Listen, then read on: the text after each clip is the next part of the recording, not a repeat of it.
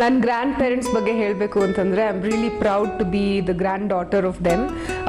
ನಮ್ಮ ತಾಯಿಯ ತಂದೆ he used to be a freedom fighter. In fact ಅವರು ನಂಗೆ ನೆನಪಿರೋ ಪ್ರಕಾರ ಐ ಥಿಂಕ್ 6 months ಅವರು he served in the jail also. So freedom ಮೂವ್ಮೆಂಟಲ್ಲಿ ತುಂಬ ಪಾರ್ಟಿಸಿಪೇಟ್ ಮಾಡಿದಂಥ he is very brave person.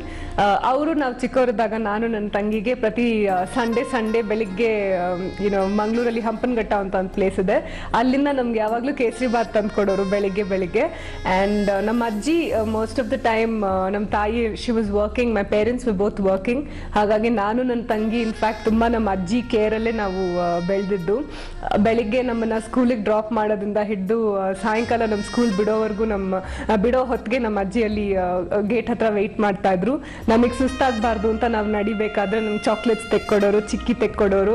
At the same time ನಮಗೆ ಸುಸ್ತಾಗುತ್ತಲ್ಲ ಚಿಕ್ಕ ಮಕ್ಕಳು ಅಂತ ನನಗೂ ನನ್ನ ತಂಗಿ ಬ್ಯಾಗು ಅವ್ರು ಹಿಡಿದು ಟಿಫಿನ್ ಬಾಕ್ಸಲ್ಲಿ ಅವರೇ ಹಿಡಿದು ನಮ್ಮ ಜೊತೆಲಿ ಬರೋರು.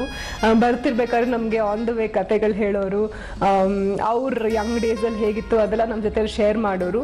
ಸೊ ಐ ಥಿಂಕ್ ಯಾವುದೇ ಮನೆಯಲ್ಲಿ ಹಿರಿಯರು ಇದ್ದರೆ ಅಂದರೆ ಗ್ರ್ಯಾಂಡ್ ಪೇರೆಂಟ್ಸ್ ಥರ ಇದ್ದರೆ those people are really blessed who stay with them, because ಅಲ್ಲಿ ತುಂಬ ಪ್ರೀತಿ ಇರುತ್ತೆ.